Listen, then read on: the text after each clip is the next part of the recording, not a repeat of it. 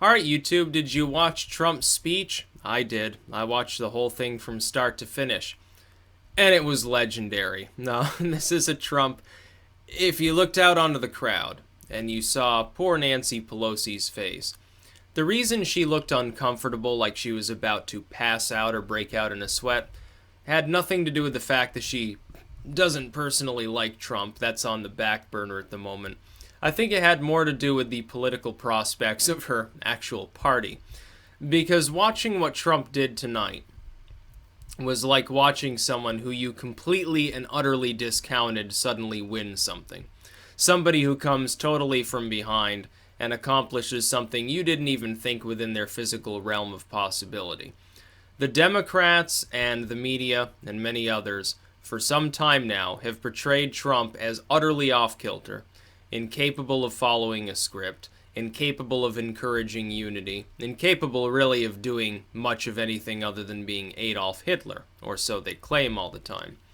Tonight, though, we saw a Trump that delivered a speech that was at least as good as anything Reagan ever did in his more lucid moments, possibly better than much of it, and is probably the greatest political speech we've seen since the 1980s, honestly.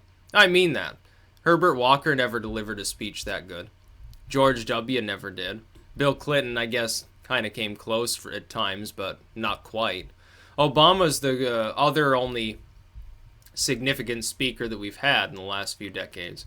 And even he, again, reverts to wedge issues in most of what he says, or at least he began to very shortly after being elected. His debating skills were good. Trump's were maybe less so. But what Trump did tonight is call for unity, tell people essentially a new chapter has begun, it's time to stop thinking small and it's time to start thinking large. We're not warmongers. I don't have a problem with other countries, I just ask that they be fair. I don't have a problem with immigrants, I just ask that they be legal. And essentially laid waste to most of the arguments that people were making about why he was supposedly a bad person. And he did it in an hour. He did it seamlessly. Yeah, I don't think a lot of people expected that. Even a lot of Trump fans thought he was off-kilter. Oh, yeah, he speaks off the cuff.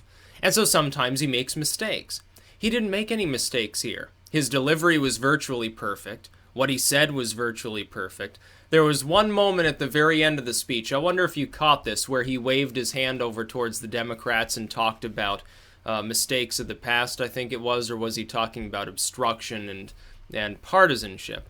And a few people started to boo him, and as he progressed, because he realized he could just talk over them, it shut them up real quick now, fucking didn't it? It was great. Oh, this was a masterpiece to watch. This was way better than Trump at a rally. This was way better than Trump at the debates. This was better than Trump announcing something, or even holding one of his kind of press conference style victory speeches during the late primaries, which were admittedly good. Those were more on point than some of his more off-kilter moments. But this was way better. This was a cut above anything else that Trump has done insofar as his public speaking goes. And he knocked it out of the park. The reason why the Democrats started to very quickly jog out of the room as soon as he was done without giving him a final round of applause had nothing to do with the fact, oh, I don't like him because he's a Republican. I don't like him because he's calling for the repeal and replacement of Obamacare. They don't care about that. They started running out because they're about to go to the bar and get wasted.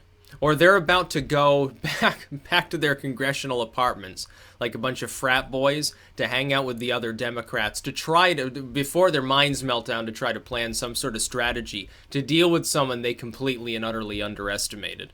They completely underestimated him. I'm telling you that right now.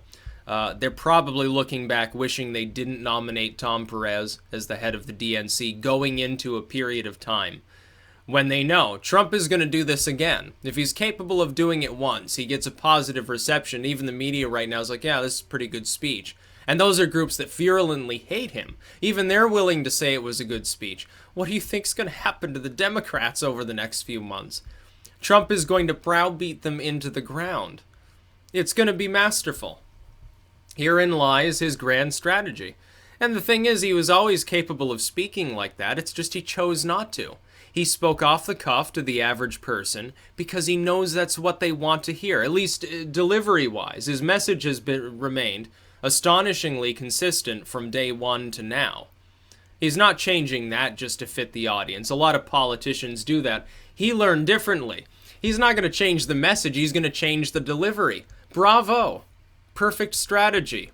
You just undercut the entire Democratic Party, and you could tell, looking out upon their faces. It wasn't the normal, oh, we're sad our party's not in power. Our candidate's not the one speaking to us right now. We've seen that many times before. It was a lot more than that this time around. Trust me. When he talks about Harley Davidson and their motorcycles on the White House lawn, and he talks about speaking to them about how their sales are going, and they say, oh yeah, sales are fine. Then he asks them about foreign sales, and they say, oh well, it's getting harder and harder. And then he comes out and says, they're not asking for change, but I am. That was probably the most powerful line of the night, because there's everyone who's employed on board with Trump, honestly, unless they're a total bitter partisan or extremely ideologically to the left and think he's Adolf Hitler. That was a score number one, and it was a brutal hit to his enemies. You could tell the crowd went wild. Even a lot of the Democrats were clapping at that point. Then he talks about Obamacare, sticky issue for the Democrats. A lot of them were thumbing him down during that segment. You probably saw that, depending on which stream you were using at the time. But at the same time, did they continue thumbing him down when he talked about taking care of the very poor and making sure that people with pre-existing conditions didn't lapse?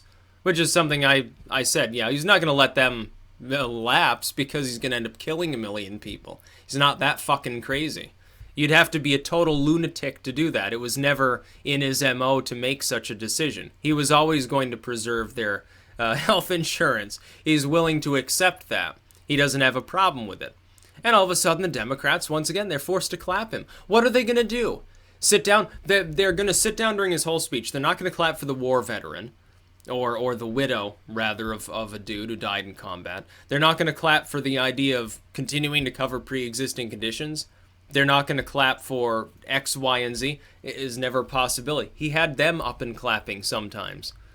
And we've seen periods of time before, by the way. We've seen speeches by past presidents, Bush famously, where nobody clapped for anything he said. They zoned out. Even members of his own party just sat there. They didn't want to be associated with him. You didn't see that tonight. You saw a totally unified Republican Party. You saw what I think is a slightly fractured Democratic Party, in which some people repeatedly cheered him on, actually, because what he was saying was not particularly partisan, and he delivered it well. And he did so largely, 99% of the time, without doing anything in the way of attacking the other party, and instead saying, hey, work with us. We can't do the partisan thing anymore. It's not going to work. It's not going to benefit anybody. And the American people watching this, again, unless they're bitter partisans, the average non-aligned voter, the average independent, a growing block of voters watching this, says now the ball is in the Democrats' court. Because he's already offered to work with them. He's taken the moral high ground. Scott Adams, I'm sure, will be tweeting about this anytime. He took the moral high ground. Hey, come work with us. Take my hand. We'll make America great again. Now, I'm not saying that I'm going to shaft all you people. I'm not saying I'm not willing to work with the Democratic Party. I'm just saying let's be, friendly with each other and try to get something done because past administrations haven't. And you notice he never called out Obama specifically. He said past administrations. That's because he'd like to call out Bush too. But as long as people like John McCain are in the audience, I suppose he thought that wasn't the greatest idea in the world. This was a great, not a good, not an acceptable, a great speech. It hit every point that he needed to make, and it did it well. And I think at this point, yeah, the Democrats, half of them are already drunk right now. Half of them are already totally inebriated. Some of them are probably already passed out in the White House lawn or something. It's probably where they are. They're in their apartments having, sexy time or snorting cocaine right now to try to get over the pain of what they've just had to witness.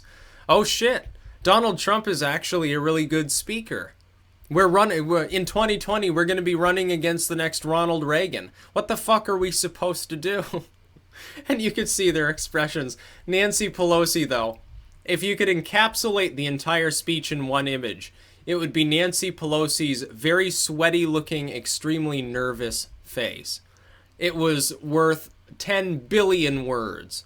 That one image, it will be seared into my mind for some time, of Nancy Pelosi sitting there leaning back in her seat, awestruck. She didn't even know what was happening. That's how retarded she really is. So kudos to Trump. You just, it made me feel quite happy to watch the reactions from all of the left authoritarians on the other side, even if you're offering to work with them at the time, knowing full well, of course, Trump does, that a lot of them are controlled by people that hate him and will never work with him. That means they get screwed. They can't even do anything in the way of maneuvering. They can't change their decisions. They can't work with him. They're too bought and sold and corrupted already, and now they're screwed. Yeah, it's going to be a difficult time for them, just as it'll be a difficult time for people like Lindsey Graham, who wishes that he was at the buffet at the time. He wishes he didn't have to go and pretend to care what Trump had to say, but poor Lindsey Graham won't be in office very much longer because he won't be reelected, let's face it. That's about all. Peace out.